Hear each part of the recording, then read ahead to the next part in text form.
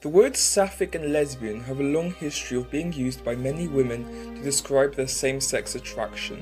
But do any of us truly know what these words mean? Sappho, well-known symbol of love and desire between women. Born at some point during the early 7th century BCE, married to Cercolas from the island of Andros, and died by leaping off the Leucadian cliffs due to her love for the ferryman Phaon.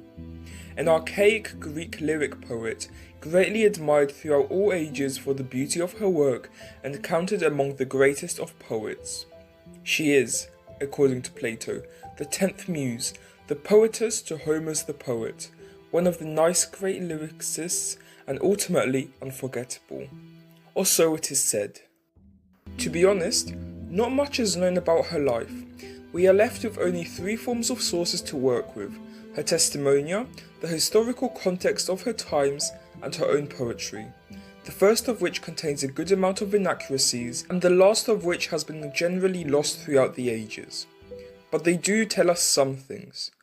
For instance, Sappho or Sappho, as it is spelled in Aeolic Greek, deriving from the word sapphire, was born in either Erissos or Mytilene on the island of Lesbos in roughly 620 BCE. She was exiled to Sicily around 600 BC, where she may have continued her work for another 30 years before supposedly leaping off a cliff. She is thought to have come from a wealthy family and had at least 2 brothers, Charaxus, Laricus, and Eurygius, with the first 2 being mentioned in the brothers' poem discovered in 2014. It is also possible that she had a daughter, Clace, referred to in 2 fragments, although she could have just as well been one of her young lovers or even possibly her slave. Most of Sappho's poetry is now lost to us, with everything that remains only having survived in fragmented form, except for the Ode to Aphrodite, which is complete. We know that her poetry was written to be accompanied by music, that she was a prolific composer, writing around 10,000 lines, and that her work was well known and greatly admired throughout much of antiquity, going on to inspire and influence other writers until this day. Sappho's poetry seems to have been composed for various occasions, such as weddings, rituals, and more private situations. Known for its clear language, simple thoughts, sharply drawn images, and the use of direct quotation, all of which bring a sense of immediacy.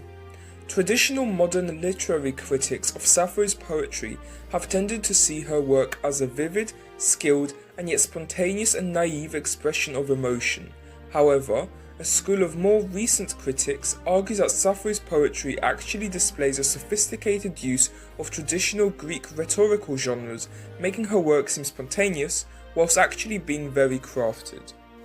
Either way, during ancient times, she was widely regarded as one of the greatest lyric poets, being given names such as the 10th Muse and the Poetess, and was among the canon of 9 lyric poets most highly esteemed by scholars of Hellenistic Alexandria. Many of Sappho's works allude to her adherence, consciously or not, to the view that poetry was a form of magic, and that by manipulating language one could also manipulate the reality that it described. Her poetry was among the first to write from the perspective of a specific person, through the adoption of the lyric I, whilst also containing elements from Aeolic poetic tradition, with traces of epic vocabulary familiar to readers of Homer. Her phrasing is concise, direct, and picturesque. She had the ability to stand aloof and judge critically her own ecstasies and grief, her emotions losing nothing of their force by being recollected in tranquility. Her work explores individual identity, personal emotions such as desire, jealousy, love, and frequent images such as flowers, bright garlands, naturalistic outdoor scenes, altar smoking with incense, perfumed unguents to sprinkle on the body and bathe the air, all elements of Aphrodite's rituals. Many scholars have explained away Sappho's erotic descriptions of goddesses by placing her in the role of the priestess, and, during the Victorian era, some try to style her as the headmistress of a girls' school, but there is little to no evidence for either of these claims. Let's start by taking a look at Sappho's supposed husband, Cercolas from the island of Andros, and her lover, Phaon. One of the first sources to mention Cercolas was the Suda, a large 10th century Byzantine encyclopedia. The marriage, however, gives us 2 points of contention. For one, This source was created many centuries after Sappho's death, which in and of itself may not be a big issue, but the second point is that Sappho's husband's name translates to penis from the island of Man, with the word Cerculus not being otherwise known as a name, leading some to speculate that this may have been a joke invented by a comic poet and that this marriage never in fact existed. Phaon, on the other hand, is an actual name, but he may not have been an actual person, given that he was a mythical boatman instead. Also, the first mention of Sappho and Phaon's love story took place hundreds of years after her lifetime, which to some may also suggest a bit of inaccuracy. Now, let's have a look at some things which may be a touch more factual. For starters, the first mention of Sappho's homoeroticism was preserved within a testimonia during the Hellenistic period as part of a fragmented biography, and stated that Sappho was accused by some of being irregular in her ways and a woman lover. Now, to clarify, the Hellenistic period started in 323 BCE, which is approximately 250 years after her death, a much smaller gap than the one between her death and the stories of both Cerculus and Phaon. Sappho also mentioned multiple women throughout her work, all of whom she had varying relationships with. For instance, there were Anactoria, Athis, and Gongilla, her companions, Mika, Telesipa, and Gora, her friends, and Gorgo as well as Andromeda, who were two people she had fallings out with. Adding to this, number 31 may quite possibly be the text which best represents both the more purely poetic influence of Sappho, whilst also illustrating her feelings towards a woman, as it catalogues the physical symptoms of love longing in the writer as she watches her beloved chatting with a man. In classical Athenian comedy, Sappho was caricatured as a promiscuous heterosexual woman, and at some point during this time, a less popular but more amusing story came to be known, which detailed that there were two Sapphos, one a great poet, the other a notorious slut. Unsurprisingly, there is essentially no evidence that this was the case. Later, Christian censors throughout various ages in Alexandria, Rome, and Constantinople condemned her through words such as those of Tatian, an Assyrian Christian writer and theologian, who called her a whore who sang about her own licentiousness. But the largest blow would come in 391 BC. A mob of Christian zealots would partially destroy the Library of Alexandria, home to 9 volumes of Sappho's poetry, as well as many other important texts by other authors. From this point on, it became much more difficult to understand her life and preserve her work. Even so, there have been those who risked their own reputations and positions in order to prevent the creation of a united front of homophobic erasure, who defended the truth about Sappho and helped ensure that we wouldn't forget this great poetess. They helped many of us have proof that homosexuality is not new, but as old as legends themselves. Sappho is the proof that even through the fires of religious zealots, the carelessness of academic institutions, the fear, and the deeply conditional and often lacking love, queer people will remain on the pages of history. Now that we know who Sappho was, let's have a look at how she was embedded in history, the impact she had on the world, and her legacy. According to Roman author Aelian, back in Athens, lawmaker and poet Solon had asked to be taught a song by Sappho so that I may learn it and then die. Whilst this story may not be entirely accurate, given that a similar account is also known which talks about Socrates and the Song of Stesichorus, it does reveal the high regard with which Sappho's poetry was considered.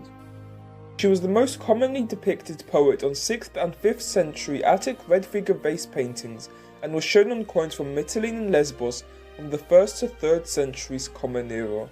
It was said that she was depicted in a sculpture by Silanion at Syracuse, statues in Pergamon and Constantinople, and a painting by the Hellenistic artist Leon.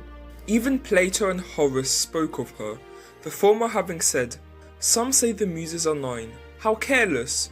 Look, there's Sappho too, from Lesbos, the 10th." And the latter having written in his odes that Sappho's work was worthy of sacred admiration. She is not someone who can fade away. Her work is known as some of the best poetry of all time, full of wit and eloquence, and inspiring other writers for thousands of years to come. The scholars of Alexandria included her in the canon of 9 lyric poets, and in the 1st century BCE, Catullus, a Latin poet, established the themes and meters of Sappho's poetry as part of Latin literature. He adopted the Sapphic stanza, which then went on to be widely used in European poetry. He also gave his lover in his own poem the name Lesbia, in reference to Sappho, and adapted and translated Sappho's 31st fragment in his own poem 51. Despite much of Sappho's work being lost by the medieval period, she was still quoted by later authors, with her poetry becoming more accessible in the 16th century through printed editions of their work. In 1652, the first English translation of a poem by Sappho was published in John Hall's translation of On the Sublime. And in 1681, Anne Lefebvre's French edition of Sappho made her work even more widely known. In the 19th century, Sappho began to be regarded as a role model for campaigners for women's rights, beginning with works such as Caroline Norton's The Picture of Sappho, and later in the same century becoming a model for the so-called New Woman, independent, educated, with a desire for social and sexual autonomy. Also in 1972, so only around 50 years ago, Sappho, an English lesbian social club, was founded by Jackie Forster and a few others. It had a short lifespan of 9 years, but whilst it lasted, the group would have weekly meetings and publish monthly magazines with a peak circulation of around 1,000 copies. The decision to stop producing magazines could be in part attributed to the decline in readership, as the group encouraged lesbian and bisexual women to form their own local groups and produce their own newsletters. But even so, they did continue to meet regularly until the late 1990s, each week inviting guest speakers such as Miriam Margolyes, Maureen Duffy and Anna Rayburn. I hope that everything we've explored throughout this video has helped illustrate why Sappho is such an important historical and cultural figure, and why we should all help keep her memory alive. Now, let's answer the question that started all of this. What do the words Sapphic and lesbian truly mean? Well, both of these two words come from Sappho, as well as the island she spent most of her life on. The word Sapphic was derived from Sappho's name and first appeared around the 1500s in reference to her poems and literary work. It comes from the Greek Sapphikos, meaning of Sappho or Sappho-like. Sapphism began being used to refer to sexual relations between women in the 1890s, and Sapphist was used for female homosexual from around 1923. Lesbian, on the other hand, was originally defined as pertaining to the island of Lesbos, from the Greek Lesbios of Lesbos, home of Sappho, who gave the word new meaning. It first appeared in William King's book, The Toast, in 1732, and referred to homosexual relations between women characterized by erotic interest in other women, and has been in continuous use since the 1890s. In other words, thanks to the fact that during her lifetime Greece was much more accepting of same-gender attraction than it is today, which allowed Sappho to be open about her love interests and to build a reputation centered around them, she was able to build a legacy which lasts till this day. Thank you for joining me on this adventure to discover the ancient origins of Sappho, as well as the words Sapphic and lesbian. Just before I depart, I would like to leave you with a few words from the 10th Muse herself. Honestly, I wish I were dead. Weeping many tears, she left me and said, Alas, how terribly we suffer, Sappho. I really leave you against my will. And I answered, Farewell, go and remember me. You know how we cared for you. If not, I would remind you of our wonderful times, for by my side you put on many wreaths of roses, and garlands of flowers around your soft neck, and with precious and royal perfume you anointed yourself. On soft beds you satisfied your passion, and there was no dance, no holy place from which we were absent.